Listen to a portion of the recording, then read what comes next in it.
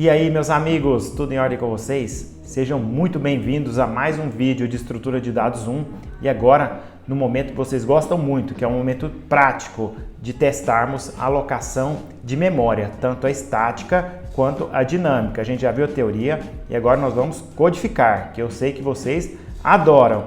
Então vamos nessa, já vai dando seu like aí e também não deixe de se inscrever no nosso canal se você ainda não for inscrito.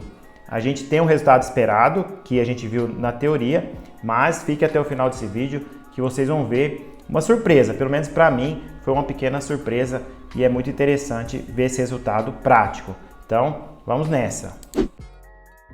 Aqui nós então vamos medir os tempos de alocação de memória, tanto para inteiros aleatórios usando alocação estática, que é a mais básica, onde a memória é contígua, um espaço após o outro, eu não tenho ponteiros, então tem que ser mais rápida essa alocação, e comparando com memória dinâmica, que tem a grande vantagem de poder ser redimensionada ao longo da execução do programa, porque na prática é muito difícil a gente conhecer o número exato de elementos que a gente vai trabalhar, então a gente usa bastante alocação dinâmica, como a gente viu no vídeo anterior.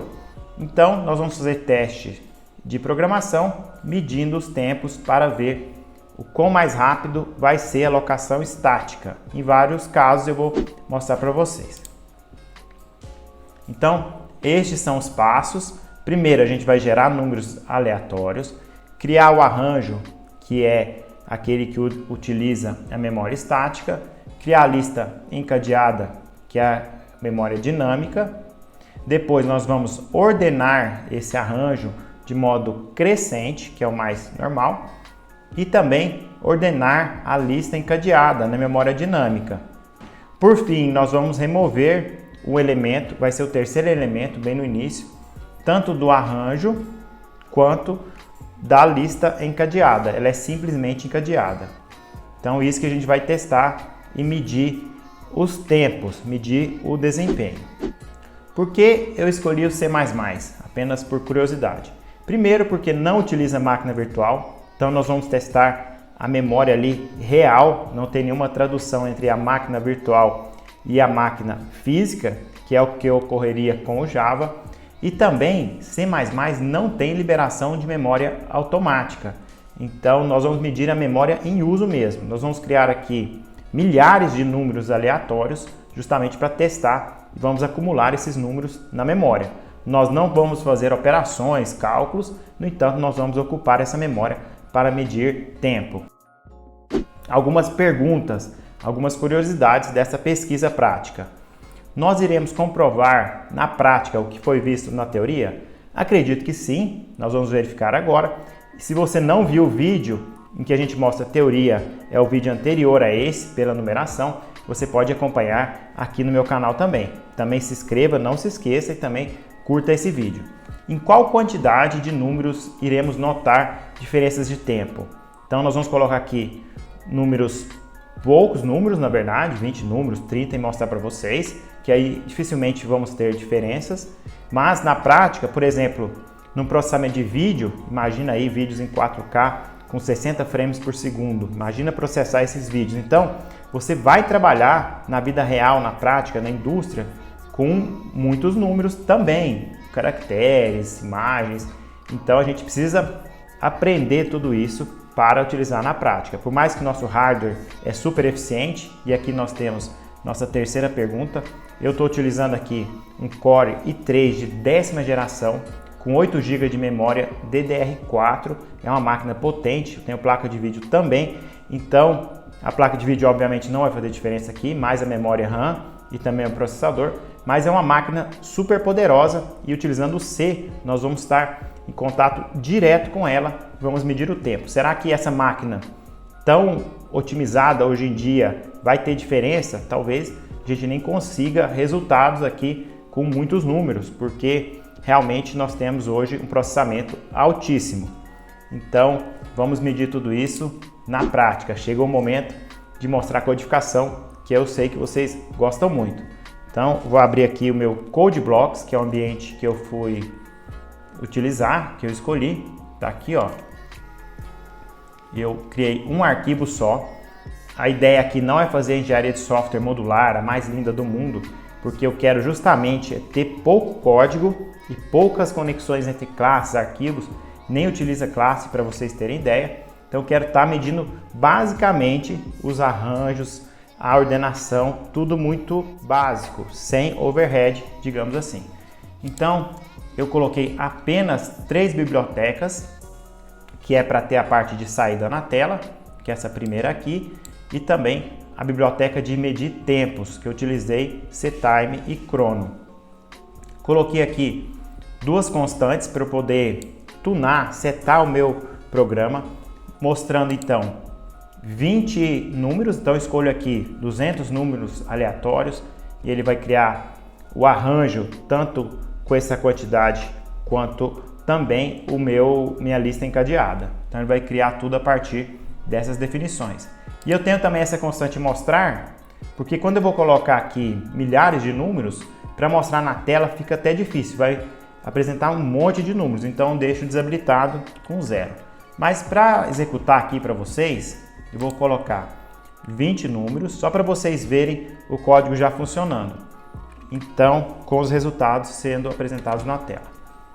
Vou colocar aqui para executar. Para quem não conhece esse ambiente, ele é totalmente gratuito, ele é bem legal, chama CodeBlocks, você pode encontrar e baixar, eu vou deixar na descrição desse vídeo. Além disso, esse código fonte também estará o link aqui embaixo, você vai poder conferir, testar e realizar aí por conta própria as suas verificações.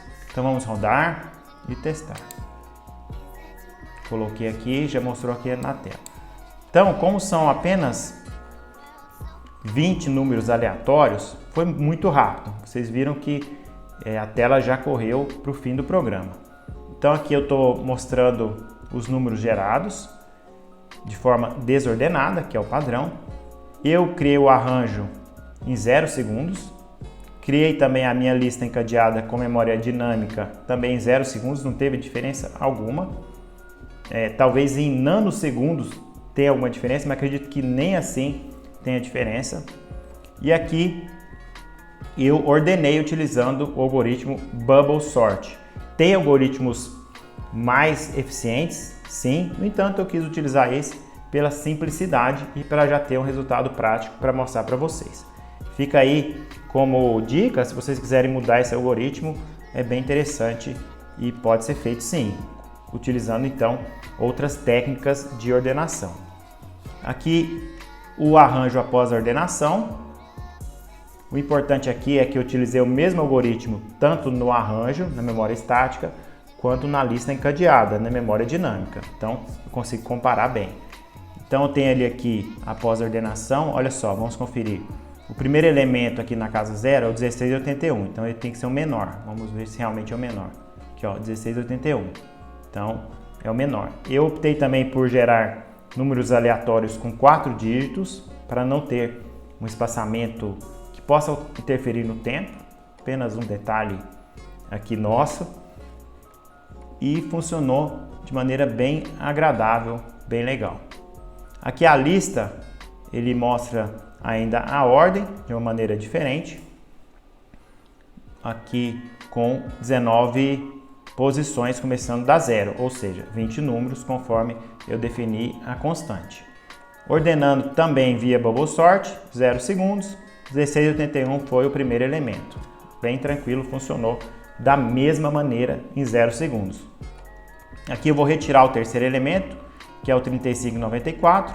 Então, na lista encadeada, é só eu remover esse elemento e mudar o encadeamento, ou seja, não preciso trazer todos os elementos da frente uma casa antes. Basta eu mudar esse encadeamento aqui, ó. Se o 3594 estava apontando para o 3779, eu vou apontar o 3133 para o 3779, que é o que acontece aqui nesse caso. Ou seja, bem rápido, apenas mudando uma ligação. Já aqui na minha remoção do terceiro elemento no arranjo, eu tenho que trazer todos uma casa antes para não ficar o buraco, como eu já disse no vídeo anterior. Então tem que fazer várias operações. Será que esse tempo aqui é significativo? É uma das nossas perguntas. Então aqui o programa funcionou e aqui eu já verifiquei em nanosegundos. Eu coloquei esse parâmetro no meu código. Então aqui eu tenho um tempo de execução de 0,12 segundos, muito rápido mesmo. Então vamos então para o teste maior, que é aumentar o número de elementos. Vou aumentar então para 60.000, que é um número alto, mas como eu disse, em processamento de vídeo, de imagens, a gente vai fazer utilização de números dessa magnitude, isso é normal, até porque a qualidade das imagens dos vídeos no mundo atual é grande e a gente usa muitos filtros, muito processamento, isso hoje está em evidência. E eu vou ainda mudar aqui no código, mostrar para 0, para não ficar poluindo a nossa tela, só para isso. Então, vem aqui para rodar, ele já salva no momento que eu faço isso. Vamos testar. Então aqui criou 60.000 números aleatórios, é bem rápido essa criação. Criou o arranjo de memória estática também 0 segundos. Já na lista ordenada já demorou 6 segundos. Então, enquanto nós temos aí uma alocação instantânea, quase instantânea na memória estática de 0 segundos, já demorou 6 segundos para criar esses números utilizando a lista encadeada, os ponteiros. Na ordenação aqui, no arranjo, nós tivemos 9 segundos e na memória dinâmica um tempo maior, 13 segundos. Para retirar o terceiro elemento, aí nós tivemos o mesmo tempo, 0 nanosegundos, praticamente nada. Então aqui que está a minha surpresa, que eu falei que eu tive um pouco de surpresa lá no início do vídeo. Então vou contar para vocês. Eu imaginava para retirar o terceiro elemento do arranjo, nesse processo de trazer os números subsequentes uma casa antes, iria demorar um pouquinho. Iria ter essa diferença aí para 60.000 números. Eu coloquei isso aqui nos meus testes, antes de fazer o vídeo, até com números maiores. No entanto, é muito rápido. Então, tudo que você faz com a memória estática é rápido, porque mesmo trazendo esses elementos, é a memória que está contígua, ela está ali bem fácil de ser trabalhada, não tenho ponteiros, então consigo trazer esses números de uma maneira muito rápida e não deu a diferença. Então, esse é o nosso resultado principal, bem interessante. Vou mostrar aqui agora um pouco do código, só para vocês visualizarem. Depois, quem tiver interesse, é só baixar e testar aí no computador de vocês. Eu estou usando a estrutura nó, onde eu guardo um inteiro e um ponteiro para o próximo elemento. Lógico que eu vou apresentar isso de uma maneira detalhada no vídeo de lista encadeada, mas aqui a gente já pode ter uma noção. Eu tenho os métodos de ordenação, o método Bubble Sort, aqui ele está sendo nominado com bolha, que também é o nome em português. Eu tenho o método de inserir no fim, a função, na verdade, eu não estou utilizando classes para não ter esse overhead, eu estou usando struts e funções. Eu tenho o meu procedimento, a minha função main, que é aquela principal que é iniciada aqui no meu programa por padrão. Eu verifico sempre se tem memória disponível, obviamente tem, mas é importante fazer esse teste. Eu vou gerar aqui os números randômicos, vou apresentar na tela como eu mostrei para vocês. Utilizo for, que são laços, justamente para percorrer esse arranjo, esse vetor. Tem aqui a medição do tempo, quando eu coloco esse início, faço o processo, faço o meu procedimento e aqui eu guardo o resultado. Então ele faz uma conta do tempo que eu estou guardando o resultado menos o início, now menos o início. E vou mostrar utilizando segundos. Eu poderia colocar aqui microsegundos, nanosegundos ao meu critério. Então é isso, pessoal. Estou mostrando aqui para vocês agora na lista encadeada, inserindo o meu elemento. Então percorro o meu vetor de números aleatórios e vou inserindo nessa estrutura chamada lista, que é a minha lista simplesmente encadeada que usa memória dinâmica.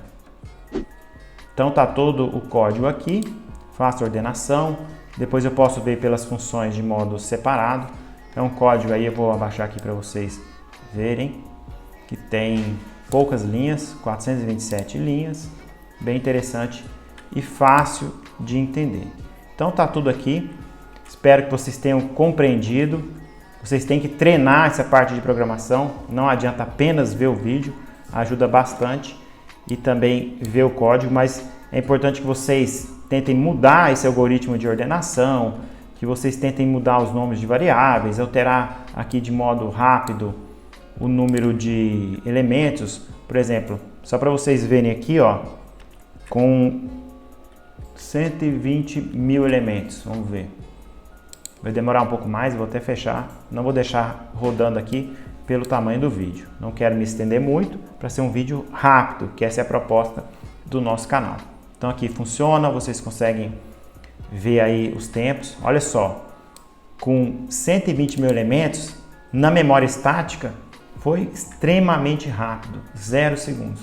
Enquanto aqui, ó, ele está demorando para criar na memória dinâmica. Lógico que é o método mais utilizado, porque nem sempre a gente consegue prever o número de elementos e a gente não pode também alocar um número muito grande e não utilizar, que é uma subutilização. Então é o mais utilizado, é o método de memória dinâmica, utilização desse tipo de memória. No entanto, ele é um pouco mais demorado sim, e aqui ó, de 0 para 30 segundos é um tempo considerável. Vou fechar aqui, depois vocês testem no computador aí de vocês e também coloquem nos comentários o que vocês acharam, se vocês gostaram desse tipo de aula, para a gente fazer mais pesquisas nesse sentido. Vou voltar aqui para a minha apresentação. Então, apenas consolidando os resultados, a alocação estática é muito mais rápida, mesmo consumindo menos recursos. Então, quando a gente conseguir utilizar, conseguir prever o número de elementos, vamos utilizar sim. Ordenar o arranjo estático também se mostrou muito mais rápido, não só a criação do meu arranjo estático, mas também a ordenação. E o trabalho de movimentar, que é aquela pequena surpresa que eu comentei para vocês, de movimentar os elementos no arranjo estático, também se mostrou rápido demais. Então, não é, digamos assim, uma desvantagem da memória estática, que eu achei que iria demorar um pouquinho, mas foi muito rápido mesmo. É isso então, pessoal. Espero que tenham gostado desse vídeo prático. Gostaria então de agradecer a audiência de vocês, pedir novamente o like e que se inscrevam em nosso canal. Um abraço e até o próximo vídeo.